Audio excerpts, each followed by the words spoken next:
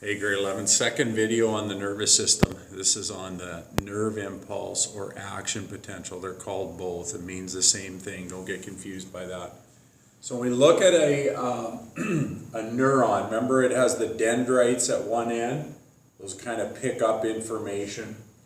All right, the long axon, kind of thin, and at the end the axon terminal, which has the neurotransmitters out of these synaptic knobs. It can shoot these chemicals out. So what happens when we get an impulse, it's caused by some stimulus. Stimulus could be a noise, it could be light, it could be somebody touching you, it could be a heat receptor, you put your hand on a hot stove.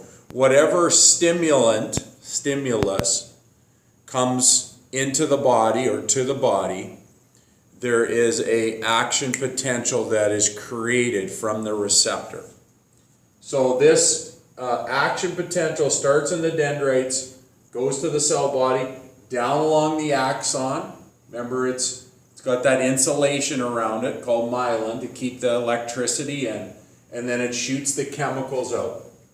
Now, there's something called threshold, and threshold would be like the minimum amount of information coming in that would cause a receptor to fire.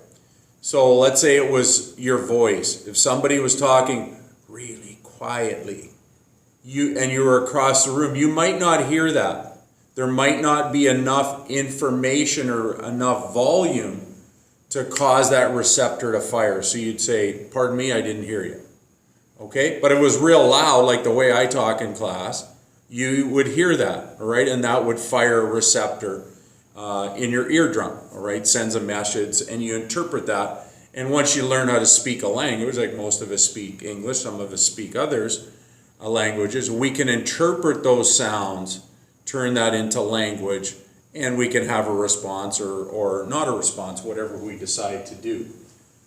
But the part that is a little bit different is that along the axon, normally the outside edge of the axon is positive and the inside is negative, all right?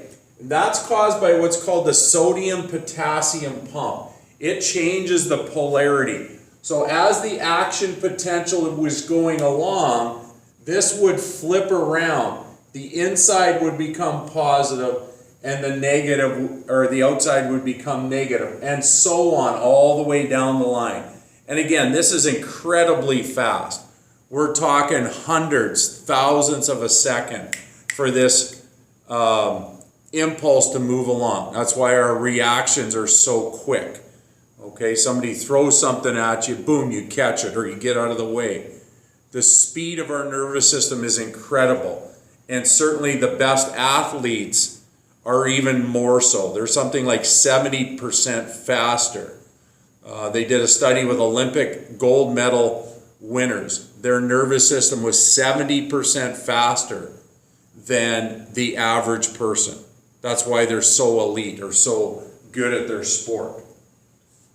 Okay, now 3 things happen with an action potential or a nerve impulse. One, there's a little refractory period or a little bit of space in between. So a neuron can fire, then there's a rest, then a fire, rest, and so on. That's called the refractory period. So those little positive and negative on the axon, they have to reset. And again, this happens in thousandths of a second. As you get older, as you age, that slows down. That's why your guys' reaction time to something would be much better than mine. You know, at my age, I'm slowing down. The second, a neuron has an all or none. It's like a handgun. You either pull the trigger and a bullet comes out, or nothing happens. There's no in between. That's called the all or none. It fires or it doesn't. And then the hard part to understand is what is called all impulses are the same. So a neuron fires or it doesn't. But when it fires, we interpret information based on that. So is it firing again one after another? Or is it firing and then a little bit of space and slower?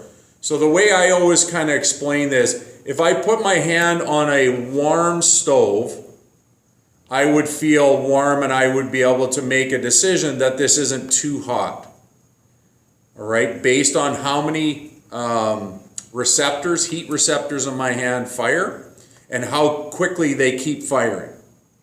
Now, if this stove was 400 degrees, I put my hand on it, I don't need to even make those decisions. All of the receptors in my hand, the heat receptors, they would fire simultaneously. A message would go to my spinal cord and back to my muscles, and I would lift my hand up. That's called a reflex. And those are protective. Those are sort of hardwired into us to protect us from danger. So warm stove, I would interpret it. I would get to my brain. I would think about, that stove's a little warm. Maybe it's 100 degrees or something. I put my hand on it and it's 400. I don't get time to think about it. My body reacts so quickly. So what we feel, whether it's hearing, feel, taste, touch, sight, is based on how many receptors fire, which ones, how quickly they keep firing. Like with the real hot stove, they would just keep firing till I got my hand off there. Again, which would be within a split second. And how our brain interprets this message. Experience. For example, let's say you have an enemy and you've been beat up by this person a few times. All right? And you're walking down the hallway and this guy raises up his fist towards you. Well, your reaction, it would be based on what has happened in the past with that person. You would either sort of fight back or you may cower, depending on that scenario. But you have seen this show before, and so your reaction would be pretty quick. If I was to raise my hand up, you'd probably laugh because that I wouldn't do anything, right? That wouldn't be a situation where you'd think something would happen.